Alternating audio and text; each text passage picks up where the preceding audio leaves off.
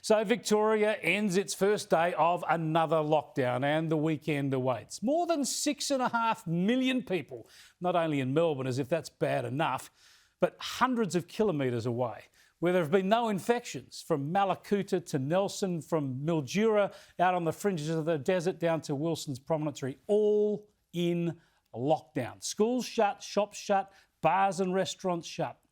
Now, you know I oppose this. You know I've shown you, based on the medical advice, based on the epidemiological data, that the last Melbourne lockdown was unnecessary, useless. And based on all this, it's clear that this one is premature too. If this was happening in New South Wales right now, same numbers of infections, same scenario playing out, quite simply, the same vaccination rollout going on, the same hotel quarantine system. If this was happening in New South Wales, there would be no lockdown. We'd be out for dinner, off to the footy. And what did we find out today? On the first day of this lockdown, there were 4 new cases reported. Just 4. Before the lockdown even kicks in. Talk about panic. Talk about overreach. Good grief. Not even 4 sick people or 4 people admitted to hospital, certainly not 4 deaths, just 4 infections. What a joke this undeclared virus elimination strategy has become. People put through incredible pain because the Victorian government can't do its contact tracing properly. Yesterday it said it had all the contact tracing under control. And then we learned that around the same time, actually, it was issuing an urgent call out for university students to take jobs as contact tracers. And today they've even asked for more help from the Australian Defence Forces to help with that same task. Fail, fail, fail. They've had a year and a half and they are still not up to the task. So instead, they lock the state down. It is a disgrace. We know about the workers who are going to go without pay, the businesses are going to go without income, the footy having to be played in front of empty stands or shifted interstate, all because of government panic and incompetence. The politicians and public servants, though, they all still get paid. They don't have to worry about their money or their job security. Labor and the media try to blame all of this on Canberra and the vaccine rollout, which is dishonest and pathetic. Most of the vulnerable are already vaccinated, thankfully, so the risk of having another Victorian aged care tragedy is dramatically reduced.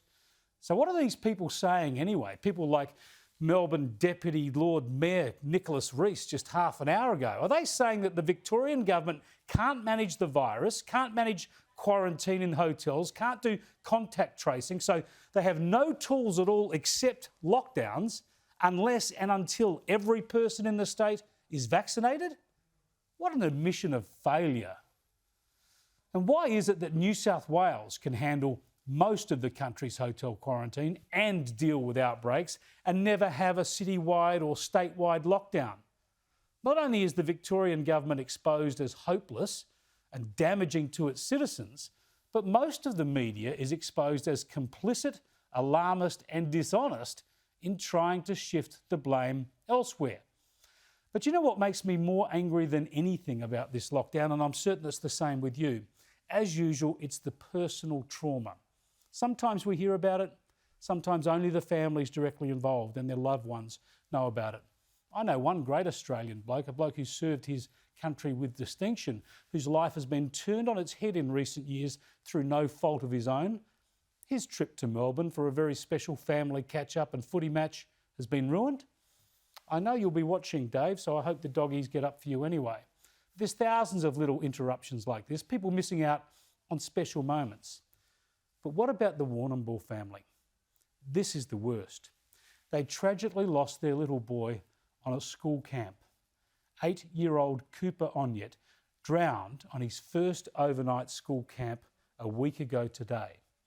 Now that's an unspeakable tragedy and incomprehensible loss for his family.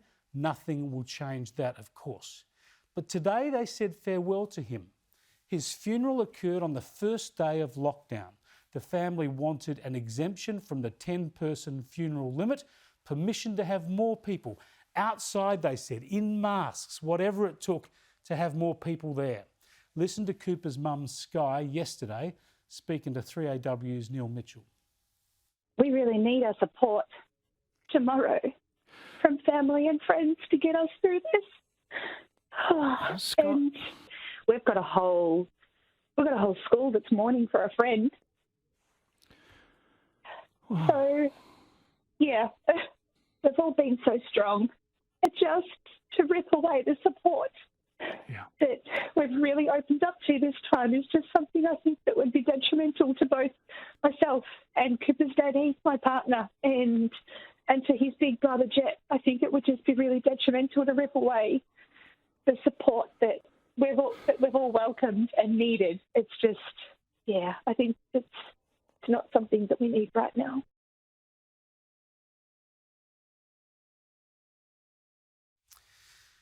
And you know what? The Victorian government said no exemption for a little boy's funeral in Warrnambool, 250 kilometres from Melbourne. No farewell from all of Cooper's classmates, not all of the family and friends from little Cooper's life, not all those people who wanted to say farewell and, crucially, show their love and solidarity for Cooper's family.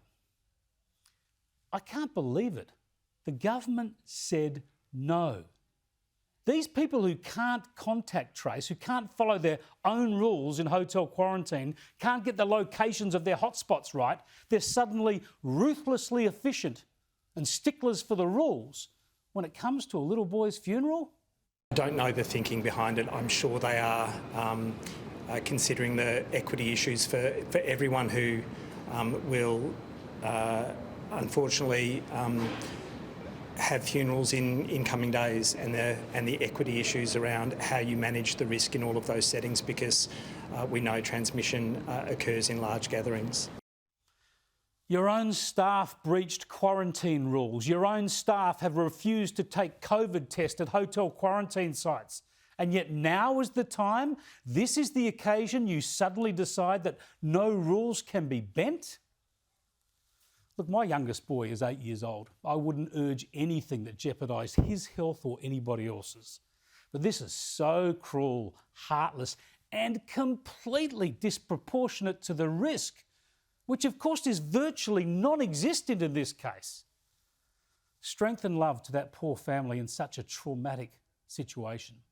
But I've got to say, when I see the Victorian government doing this to its own people, I just don't know my country anymore.